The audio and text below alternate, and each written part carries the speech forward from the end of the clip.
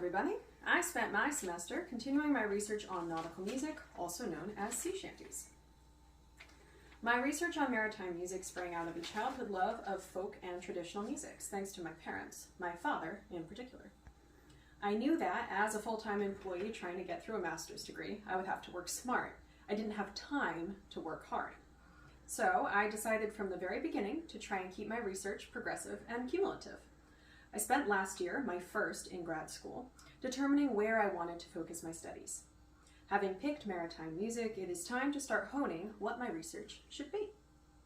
My long-term goal is to bring some prestige to folk music and allow it to be treated with the same respect and dignity as art musics are in musicological circles. It is my hope that someday, folk music will be treated not as a less sophisticated other and more as an alternative rather than simplistic musical form. The sea shanty boom, seemingly seen worldwide in 2021, provided excellent timing, as both the general public and music scholars started to pay more attention to the sea shanty. But in order to do all of that, I first have to determine what is already out there in terms of scholarship. So I have created an annotated bibliography that serves as a sort of literature review of what is currently going on in sea shanty research. This only covers written research. Recordings were omitted from this particular project due to the sheer vastness of recordings available. In doing this literature review, I was able to find several limiting trends I believe can be corrected in future research. I had two main research objectives. First, to understand what is already being written, common thoughts, attitudes, and ideas already within the field. And secondly, to see if there were any major gaps or holes that I could find as a potential area for my own research. Before we go any farther, I want to clarify some terms that I've gotten very used to and will use throughout as seen in this snazzy little diagram. Starting in the very center, we have the sea shanty. This is a simple tune used to coordinate and entertain while working on a ship. That last section, very important. If it wasn't used during work at sea, it is not technically a sea shanty. Sadly, the famous tune, The Wellerman, is not in fact a sea shanty, as it was not sung at work. The next broadest category is sea songs. This encompasses both the shanty and music sung during leisure time, known as forebidders. These are sung at sea, but usually while resting instead of working. Any modern sea shanties, such as those created by bands like the Longest Johns, could also fit in this category. Next up is maritime music. This is the broadest category. It pertains to any song, tune, or work about sailing and seafaring life. Unlike previous terms, maritime music is determined more by content than context. Obviously, shanties and songs fall into this category, but even songs sung on shore, not by sailors, could sit here being considered maritime music. Each category includes the one before it, from least to most specific. Please note that maritime music and maritimes music are not, in fact, the same thing. The Maritimes is a region in northeastern Canada, which includes Nova Scotia, Newfoundland and Labrador, and Prince Edward Island. Depending on content, music from this region can be considered maritime music, but only music from that specific geographical location is considered maritimes music. Okay, now that we're all on the same page, I wanted to briefly touch on how I got to the 20 sources included in my bibliography. At first, I collected everything that even had the phrase sea anywhere near the phrase music. After that, I started assessing and looking to fill out what I was missing. Did I need more articles, more recent research? Is anything I've collected really not connected to this particular field? Then I trawled the library and the databases, including encyclopedias, to fill in the gaps, ensuring as wide a collection as possible. Regarding the assessment, I used Samsel's criteria as a guide. The elements I deemed most important to me were authority and uniqueness. Especially since 2021, sea shanties are very popular. I needed to make sure that the authors of my research are well-respected scholars and not just someone hoping to jump on a bandwagon. Book reviews, while not included in the bibliography, were very useful in helping me make these assessments. Uniqueness was another important element for me, as I wanted to make sure I had a very broad snapshot of all the current research from as many angles as possible. In making my annotations, I focused my evaluation on more than a simple summary of the source. I wanted to explain where and why it fit into the portrait of the literature that I was painting. Okay, at long last, the sources. The sources, as it turns out, can be easily sorted into three large categories: tune collections, reference entries, and journal articles. We'll go through each of them now. Tune collections make up the vast majority of the research. I will admit I did not even include all that I could have. Almost immediately after the decline of the Great Age of Sail, which is roughly 1850 to 1900, the clamor went up to start protecting these tunes for preservation. Everyone from historians, musicologists, early ethnomusicologists, folk music enthusiasts, and the actual ship singers themselves, known as shantymen, sought to capture the tunes and write them down. As such, technically all tune collections are primary sources. However, in this case, I only deemed them primary sources when the author would have had a primary source-like encounter with the music.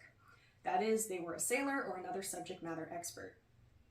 Stan Hugel, the famous ship singer and monument in the field, fits this category, as does former master narrator, which is an actual job title, and whaler Gail Huntington. Collections written by non-sailors I deemed secondary, as they must have gotten the tunes secondhand, such as the tune collection by Celia Fox Smith.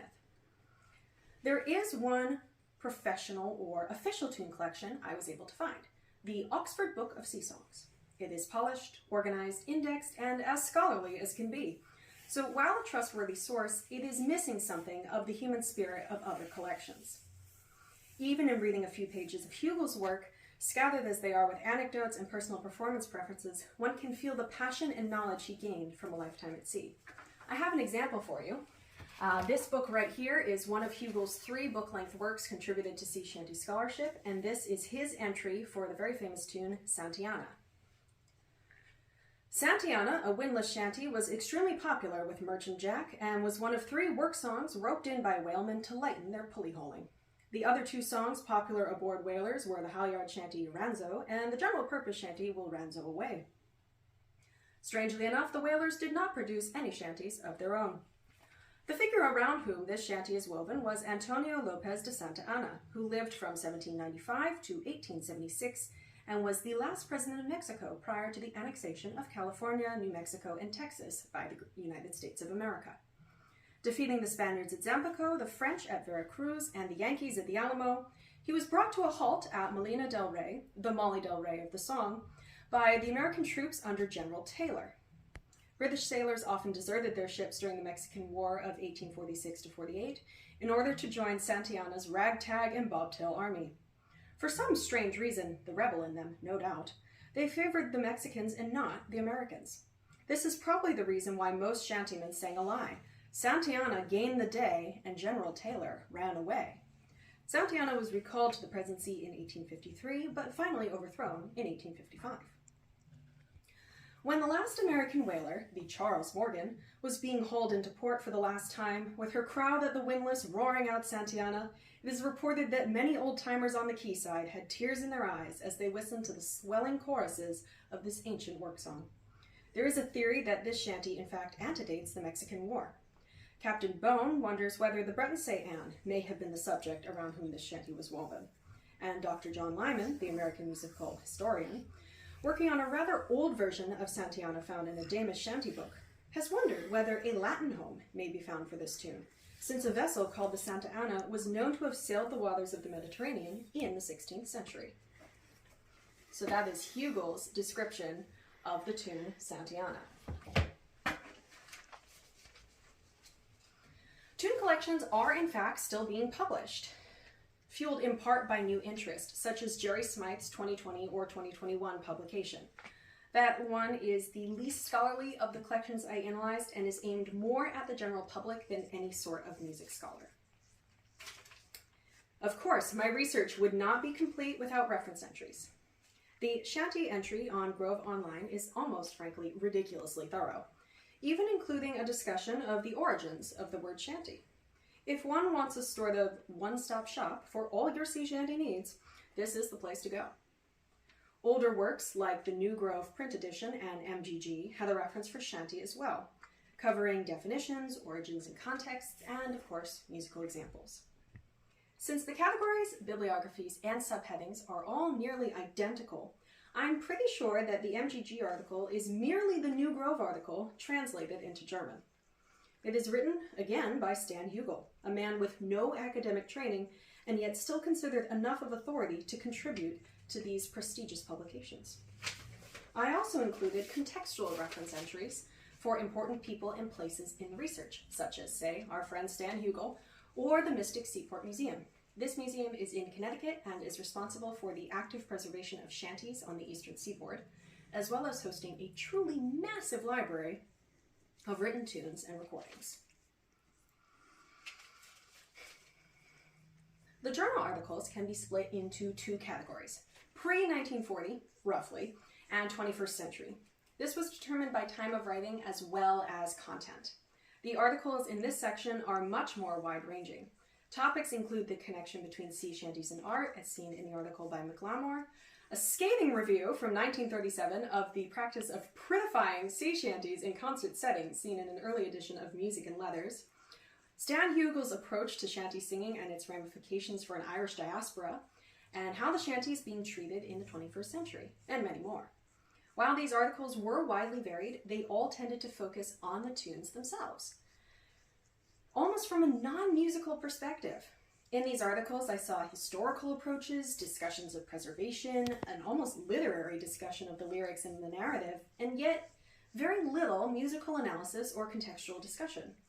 This folk music is being treated more in the emphasis of folk tradition than as music. All that to say, there is one grand exception, the famous Stan Hugel. A sailor known as the last great English shantyman, Hugel returned to the music upon his shore retirement, wanting to continue the tradition. Notably, unlike other scholars of the 20th century, according to Jerry Smythe, Hugel celebrated the tunes continuing to be sung, regardless of use and context. That is, he was far less fastidious than many others. He touted celebrating the music over museum-like picture-perfect preservation. Even today, 50 years after his last publication, his name is one of the most prominent in shanty research. Also notable is the fact that he was pretty much the only one publishing sea shanty work in the mid-20th century, contributing 3 book-length works and countless recordings to the scholarship. Okay, so that's all the research. What did we learn? The first thing that stood out to me in terms of knowledge gaps were actual physical gaps. Roughly a century, the 20th century, divided into 2 gaps broken by Hugel. So even counting Hugel's work in the 60s and 70s, there are 2 40-year gaps in the research. Why? Now, a part of this, I suspect, is in fact situational. For one thing, the original research wasn't research in the traditional sense so much as a steamship-induced panic, leading to a huge rush to capture and preserve the shanties as their raison d'etre faded away. It wasn't revisited until we start seeing revival movements at the end of the 20th century, from the Great Big Sea and Stan Rogers in the 80s and 90s to Nathan Evans and the Longest Johns today. Another reason for the gap, I suspect, is the Second World War and other 20th century conflicts. My other major theory for these time gaps is the sort of snobbery sometimes seen in music scholarship. It wasn't until recently, in the grand scheme of things, that folk music became a topic of interest beyond the exotic to be used by classical composers in accepted and sophisticated ways.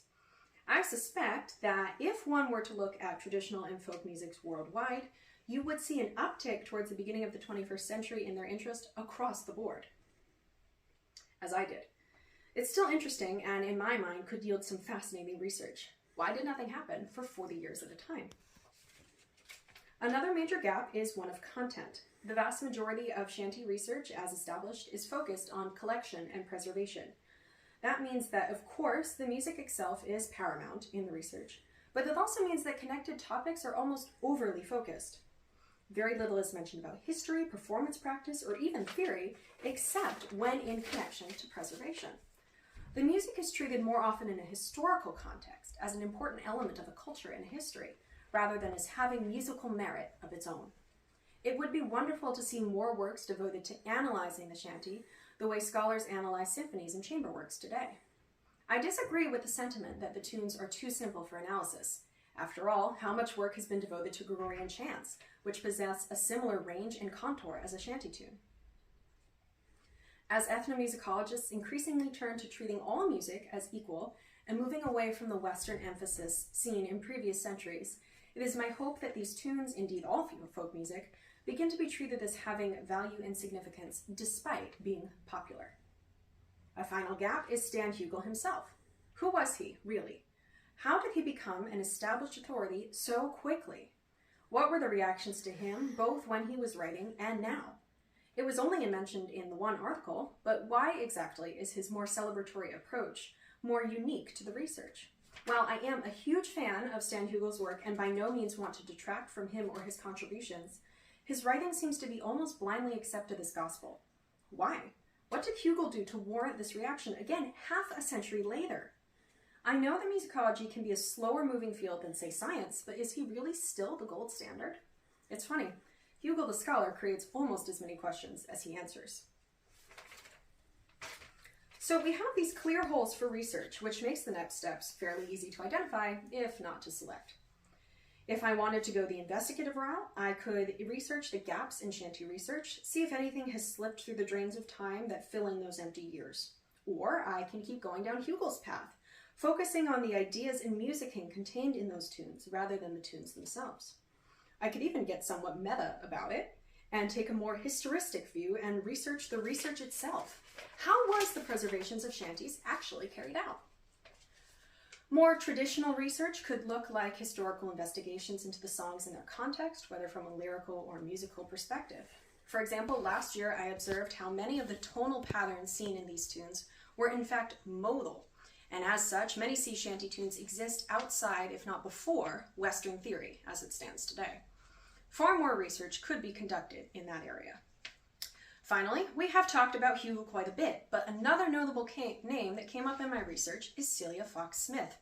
Outside of her being a female proto-musicologist at the beginning of the 20th century, she was also a poet and a scholar heavily inspired by sea shanties, writing several nautical-themed poems, songs, and books herself. A survey of her work as a musicologist versus her work as a shanty writer could yield some very intriguing comparisons, not least of which is the question, as she was a tune collector and a tune writer, did any of her shanties sneak their way into canon? Thank you for listening to me prattle on about sea shanties. If any of this was interesting to you, I have included a link to the bibliography without my annotations. I would say that the top 3 most useful sources for anyone hoping to get in at a survey level would be the Shanty entry in Grove Music Online, the Oxford Book of Sea Songs, and any of Stan Hugill's 3 tune collection publications. If you're looking for, again, a place to start that's very overarching broad level, this would be the place to go. So thank you very much.